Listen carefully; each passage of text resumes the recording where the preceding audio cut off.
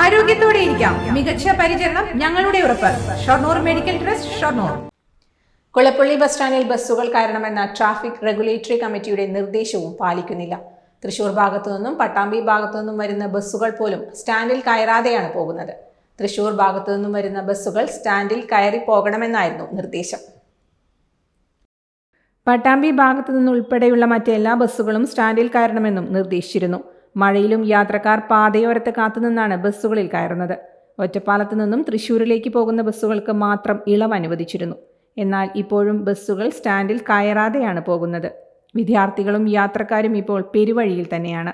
കഴിഞ്ഞ മാസം 26-നാണ് നഗരസഭാധ്യക്ഷന്റെ സാന്നിധ്യത്തിൽ ബസ് ഉടമകൾ ഉൾപ്പെടെയുള്ളവരുടെ യോഗം ചേർന്നത്. പോലീസും RTO പ്രതിനിധികളും യോഗത്തിൽ പങ്കെടുത്തിരുന്നു. ഈ യോഗത്തിലാണ് ഒറ്റപ്പാലത്തു നിന്നും തൃശൂരിലേക്ക് പോകുന്ന ബസ്സുകൾ ഒഴികെ മറ്റെല്ലാ ബസ്സുകളും സ്റ്റാൻഡിൽ കയറണമെന്ന് തീരുമാനിച്ചത്.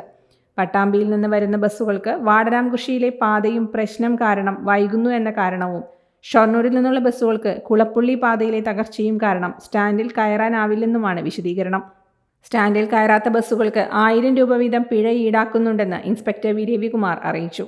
ബസ്സുകൾ കയറാത്ത വിഷയത്തിൽ ആവശ്യമായ ഇടപെടൽ നടത്തുമെന്ന് നഗരസഭാ അധ്യക്ഷൻ MK ജയപ്രകാശ് പറഞ്ഞു. അതേസമയം RTOയ്ക്ക് വാഹനമില്ലാത്തതിനാൽ പരിശോധനകൾ നടത്താനാവില്ലെന്നാണ് വിശദീകരണമെന്നും നഗരസഭാ അധ്യക്ഷൻ അറിയിച്ചു.